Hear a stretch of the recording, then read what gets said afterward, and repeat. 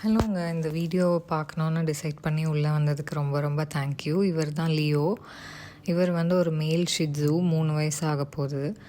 நான் கல்யாணம் ஆகிறதுக்கு முன்னாடி வரைக்கும் ஈரோடில் இருந்தார். இப்போயும் ஒரு 3 மந்த்ஸ் முன்னாடி வரைக்கும் அங்கே தான் இருந்தார். அதுக்கப்புறம் இங்கே நாங்கள் கூப்பிட்டு வந்துட்டோம். இப்போது நாங்கள் 2 பேருமே ஆஃபீஸ் போயிடுவோம். டெய்லி தனியாக தான் வீட்டில் இருப்பார். ரொம்ப கில்ட்டியாக இருக்கும்ன்றனால லீவ் அன்னைக்கோ இல்லை வெளியிலலாம் எங்கேயாவது போகிற மாதிரி இருந்தால் முடிஞ்ச அளவுக்கு will take him along with us. அது மாதிரி இப்போ நாங்கள் ஒரு ஃபங்க்ஷனுக்காக போயிட்டுருக்கோம். இப்போது மேலே வந்தே அவன் என் மடியில் உட்காந்தே ஆகணும்னு அடம் பிடிச்சிட்ருக்காரு. என் ட்ரெஸ் எல்லாம் மிதித்து பாழாக்கி வலிக்க வேற ஆரம்பிச்சிருச்சுன்றனால கீழே உட்கார வச்சுருந்தேன். பட் உட்காரவே இல்லை. நினச்ச மாதிரி எப்படியோ மேலே வந்துட்டார். ஸோ என் ஹஸ்பண்ட்லாம் சொல்லுவார், அவங்க வீட்டில் சின்ன வயசுலேருந்தே அவங்க பிறந்ததுலேருந்தே கூட டாக்ஸ் இருக்கும். என் ஃப்ரெண்ட்ஸ் வீட்லேயும் அந்த மாதிரி இருந்திருக்கு. ஸோ அந்த மாதிரி இருக்கும்போதெல்லாம் வந்து ஒரு சிப்ளிங் மாதிரி இருக்கும் அந்த டாகோட நமக்கு இருக்கிற ரிலேஷன்ஷிப். பட் வந்து ஒரு ஏஜ்க்கு மேலே நம்ம ஒரு அடல்ட் ஆகிட்டு நம்மளே பார்த்துக்க முடியுன்ற அந்த ஒரு ஃபேஸ்க்கு வந்ததுக்கப்புறமா ஒரு டாகை வந்து நம்ம லைஃப்குள்ளே எடுத்துகிட்டு வரோம் அப்படின்னா அது ஒரு டிஃப்ரெண்ட் இது தான். நமக்கு ஒரு சைல்டு மாதிரி இருக்கும் அது. ஸோ அந்த மாதிரி தான் லியோ வந்து எங்களுக்கு இப்போது ஒரு சைல்டு மாதிரி தான் நிஜமாகவே.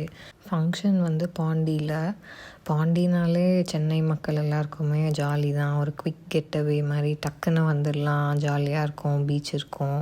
ஸோ ரீச் ஆகிட்டோம்.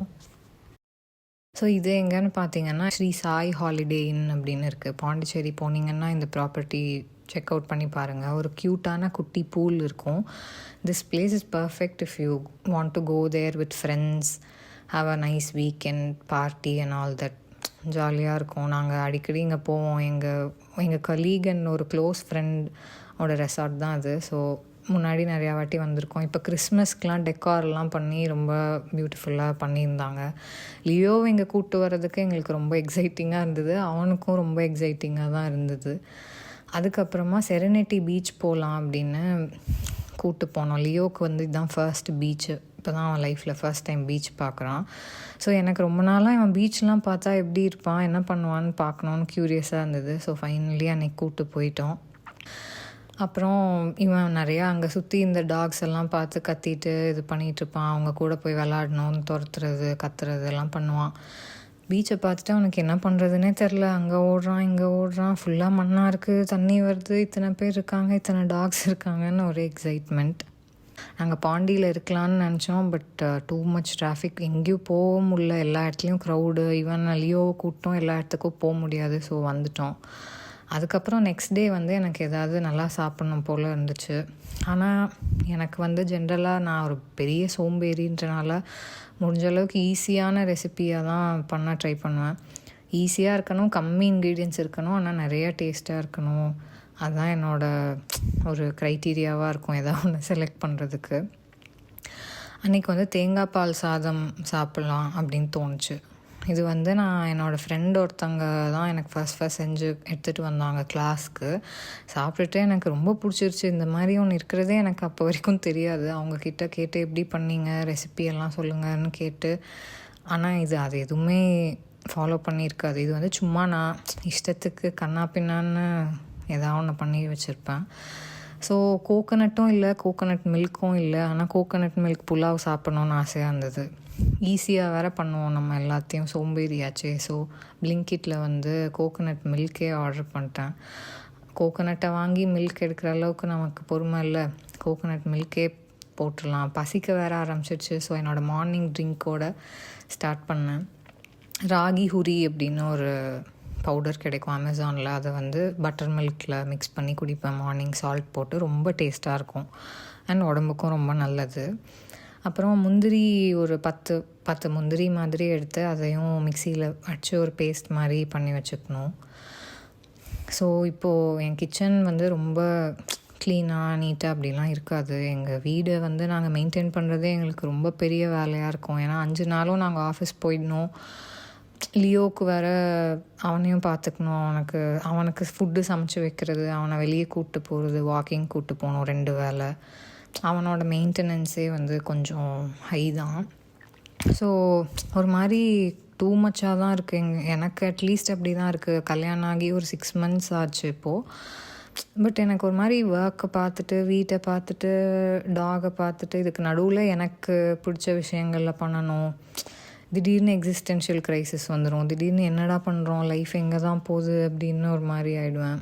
அப்புறம் எப்பயுமே நிறையா விஷயம் ட்ரை பண்ணணுன்னு தோணிட்டு, இப்போ இந்த யூடியூப் ஃபார் எக்ஸாம்பிள், அதே மாதிரி பாடுறது, அடிக்கடி பாடணுன்னு நினைக்கிறது, இது எல்லாத்துக்குமே ஒரு டைமை ஒதுக்கி அதை பண்ணுறதுன்றது கொஞ்சம் கஷ்டமாக தான் இருக்குது. பட் ஸ்டில் எல்லாத்தையும் பண்ண ட்ரை பண்ணிகிட்ருக்கேன், பார்ப்போம். ஸோ இதில் சிம்பிள் இன்க்ரீடியன்ட்ஸ் தான். பச்சை மிளகாய், கிராம்பு, வெங்காயம், அப்புறம் இந்த பிரியாணிக்கு போடுற பட்டை, பிரியாணி இலை, கடல் பாசி, ஜாதி பத்திரி, எது உங்களுக்கு பிடிக்குமோ எல்லாம் ஆட் பண்ணிக்கோங்க. ஏலக்காய், நான் இதெல்லாம் தான் ஆட் பண்ணேன்.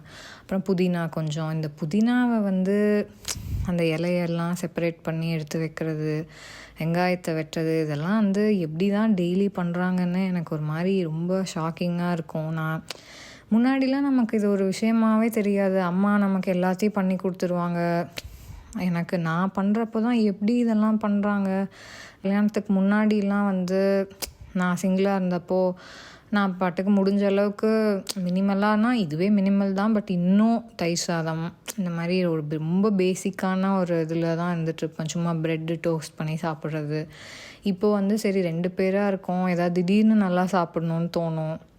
என் ஹஸ்பண்டும் நல்லா குக் பண்ணுவார். ஸோ நானும் அப்பப்போ எதாவது பண்ணணும் அப்படின்னு நினைப்பேன். இன்றைக்கி எனக்கு இது சாப்பிட்ணுன்னு தோணுச்சு. ஸோ வை நாட் அப்படின்னு ட்ரை பண்ணது தான். இந்த ginger garlic paste, coconut milk, இது எல்லாமே எல்லோரும் நிறையா பேர் அவங்களே வீட்டில் அரைச்சி ஸ்டோர் பண்ணி வச்சுருப்பாங்க. நாங்களும் ஒரு 1 or 2 times அப்படிலாம் பண்ண ட்ரை பண்ணோம். பட் தென் எங்களால் அதை கன்சிஸ்டண்ட்டாக பண்ணவே முடியல. அட்லீஸ்ட் எனக்கு அவ்வளோ டேலண்ட் இல்லையா என்னன்னு தெரியல. என்னால் எல்லாத்தையும் பேலன்ஸ் பண்ணுறதே ரொம்ப கஷ்டமாக இருக்குது. எனக்கு தெரில, இது ஒரு ரேண்ட் மாதிரி இருக்குமான்னு, எத்தனை பேருக்கு இது ரெசனேட் ஆகும்னு எனக்கு தெரியல. பட் ஒரு மாதிரி எப்போவுமே பிஸியாகவே இருக்க மாதிரி இருக்குது, எப்போவுமே ஓடிட்டே இருக்க மாதிரி இருக்குது. ஆனால் என்ன பண்ணோன்னு யோசிச்சு பார்த்தா அந்த மாதிரி நம்ம சந்தோஷப்படுற மாதிரியோ நம்ம சாட்டிஸ்ஃபையிங்காக ஃபீல் பண்ணுற மாதிரி பெருசாக எதுவும் பண்ணியிருக்க மாதிரி தெரியாது. நம்ம அம்மாலாம் எப்படி தான் வருஷக்கணக்காக 3 வேளையும் கன்சிஸ்டண்ட்டாக இத்தனை வருஷம், என்ன ஒரு 14 yearsஆக ஸ்கூல் போயிட்டு இருந்திருக்கேன். 14 years டெய்லி லஞ்ச் பேக் பண்ணுறது, அதுவும் நமக்கு பிடிச்சதாக இருக்கணும், உடம்புக்கும் நல்லா இருக்கணும். ஓரளவுக்கு நல்லா இல்லைன்னா நம்ம திரும்ப எடுத்துகிட்டு வந்துடுவோம். நமக்கு பிடிக்காத காய்னா வேஸ்ட் பண்ணுவோம். இந்த மாதிரிலாம் இருக்கும். இதுக்கு நடுவில் எப்படி தான் அவங்கெல்லாம் இத்தனையும் இவ்வளோ வருஷம் பண்ணாங்களோ. அதுவும் என் தங்கச்சியும் ஒரு பாயிண்ட்க்கு மேலே, நான் ஸ்கூல் முடித்ததுக்கப்புறம் இன்னும் அவளுக்கு காலேஜ் இன்னும் முடியல. ஸோ இன்னுமே அவளுக்கு லஞ்ச் பேக் பண்ணுறது இதெல்லாம் பண்ணிகிட்ருக்காங்க. எப்படி தான் பண்ணுறாங்களோன்னு எனக்கு ரொம்ப ஆச்சரியமாக இருக்கும். 2 பேருக்கு எப்போயாவது சமைக்கிறதுக்குள்ளே எனக்கு ரொம்ப கஷ்டமாக இருக்கும். சமைக்கிறது கூட பரவாயில்ல, அதுக்கப்புறமா சேர்கிற பாத்திரம் க்ளீன் பண்ணுறது, கிச்சனை பாத்திரத்தை தேய்க்கிறது, இந்த மாதிரி கொஞ்சம் டூ மச்சாக தான் இருக்கும். ஸோ எப்படியோ ஒரு வழியாக ஒரு சிம்பிள் கோகோனட் மில்க் புலாவை சக்ஸஸ்ஃபுல்லாக பண்ணி முடிக்க போகிறேன். இதில் என்ன ஸ்பெஷாலிட்டினா, நம்ம பிரியாணி புலாவ் நார்மல் பிரியாணியோ புலாவெல்லாம் தண்ணியில் ரைஸ் வேகும்ல, இதில் கோகோனட் மில்க்லேயே வேகும். So it comes out as a very flavourful rich ஒரு புலாவாக இருக்கும். இதில் நிறையா நம்ம சாப்பிட முடியாது, கொஞ்சம் ஹெவியாகவும் திகட்டிடும். சில பேருக்கு அந்த தேங்காய் ஸ்வீட்லாம் ரொம்ப பிடிச்சா மேபி சாப்பிட்லான்னு நினைக்கிறேன். எனக்கு என் ஹஸ்பண்ட் 2 பேருக்குமே ஸ்வீட்ஸ் அவ்வளோவா பிடிக்காது. ஸோ ஒரு லெவலுக்கு மேலே அதை சாப்பிட்டா திகட்டிடும். ஸோ உப்பெல்லாம் அட்ஜஸ்ட் பண்ணி டேஸ்ட்லாம் பார்த்து எப்படியோ ஒரு வழியாக நல்லபடியாக வரும்னு ஒரு ஃபீலிங்கோட, நம்பிக்கையோட குக்கரெல்லாம் மூடி விசில் வச்சுட்டேன். விசில் ஒரு 1 or 2 விசில்ஸ் விட்டால் போதும். ஏன்னா ரைஸும் சோக்ட் ரைஸ் தான். நான் ஒரு 1/2 hour to 40 minutes கிட்ட ரைஸ் சோக் ஆகிருக்கும். அப்புறம் 2 விசிலுக்கு அப்புறம் திறந்து பார்க்கும்போது ரொம்ப நல்லா வந்திருந்தது. ரொம்ப ரொம்ப நல்லா இருந்தது. என் ஹஸ்பண்டுக்கும் ரொம்ப பிடிச்சிருந்தது. அவர் ஒரு கிரேவி பண்ணியிருந்தார் கூட, மஷ்ரூம் போட்டு. அந்த கிரேவியும் இந்த ரைஸும் பர்ஃபெக்ட் காம்போவாக இருந்தது. ஸோ ஒரு லேசி சாட்டர்டே ப்ரன்ச் ஆர் லஞ்சாக இதை சாப்பிட்டோம். தேங்காய் பால் ரொம்ப நல்லது. இடியாப்பம் கூட சாப்பிட்லாம். எனக்கு இந்த தேங்காய் பால் சாதம் ரொம்ப பிடிக்கும். வயிற்று புண்ணெலாம் ஆற்றோன்னு சொல்லுவாங்க. ஸோ ட்ரை பண்ணி பாருங்கள். நல்லா சாப்பிட்டு முடிச்சுட்டு ரெஸ்ட் எடுத்துகிட்டு இன்னொரு பீச் போகலாம் அப்படின்னு கிளம்பி போயிட்டுருந்தோம். வி ஹேட் சம் ஒர்க் அந்த ஏரியா கிட்ட. ஸோ என் ஹஸ்பண்ட் வந்து எண்ணூர் பீச்சுக்கு ரொம்ப நாளாக என்னை கூப்பிட்டு போகணுன்னு சொல்லிட்டு இருந்தார். ஸோ போகலான்னு போனோம். அங்கே வந்து நாங்கள் தேன்மொழி அக்கா அண்ட் ஹர் ஹஸ்பண்ட் அப்புறம் அவங்களோட ஒரு நாய்க்குட்டியை பார்த்தோம். ரொம்ப ரொம்ப ஹோல்சமாக க்யூட்டான ஒரு ஃபேமிலி. அவங்க வந்து ரீத்துவை வந்து அவங்க அங்கே ஒரு குட்டி கடை வச்சுருக்காங்க. அங்கே பக்கத்துலேயே கட்டி போட்டு வச்சுருந்தாங்க. நாங்கள் சும்மா அங்கே போயிட்டு இருந்தப்போ நான் அவங்கள பார்த்துட்டு அந்த டாகை பார்த்து பேசிட்டு வரலான்னு கிட்டே போனேன். அவங்க பேச ஆரம்பித்து ரொம்ப ரொம்ப ரொம்ப ஒரு கைண்டாக ரொம்ப பாசமாக இருந்தாங்க.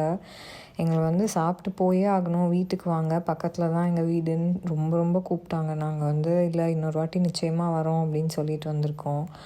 அவங்க வந்து 2 பசங்க எனக்கு. இந்த டாக் வந்து எங்களுக்கு ஒரு 3வது டாட்டர் மாதிரி அப்படின்னு தேன்மொழி அக்காவும் சரி அவங்க ஹஸ்பண்டும் சரி ரொம்ப ஹோல்சமாக இதுவாக பேசிகிட்டு இருந்தாங்க. அப்புறம் லியோவை நாங்களும் கூட கூப்பிட்டு வந்தோன்னே ரொம்ப ஹாப்பி ஆகிட்டாங்க.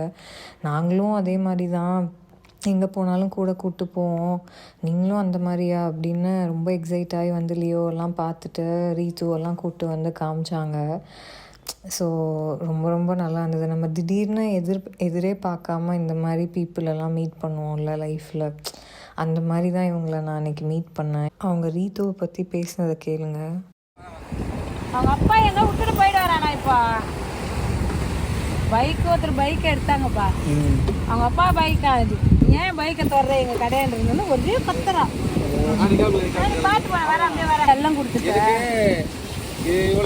தனியா பழக்கப்படுத்தல. என் பையன் சொல்றான் இந்த மாதிரி நீ விட்டுவாப்பா பழகிடுப்பா, நீ பழகாதனால இந்த மாதிரி அவங்க ரொம்ப அட்ராக்டிவா இருக்கா. அதாவது யாரு இருக்கா இல்லையா யாரு இருக்கா இல்லையா நான் பூமியில படுத்தாதான் படுப்பாவா, நான் படுத்தாதான் படுப்பாவா, இல்ல படுக்கவே மாட்டாவா. அவங்க அம்மா அவங்க அண்ணா அக்காலாம் இருப்பாங்க. நான் ஒண்டி போனோம் அப்பா போயிட்டு வந்துட்டு ஒரு 10 மணி 11 மணி ஃபோன் பண்ணா கூட வெளியே உட்காந்து பக்கத்துல உட்காந்து நான் லுங்கி கட்ட நடுவில் சென்டரா வந்து படுத்துப்போம். வழியே கொடுக்க மாட்டாங்க அம்மாக்கு. ஆனா பாசெல்லாம் அப்பா மேலதான் இருக்கும்.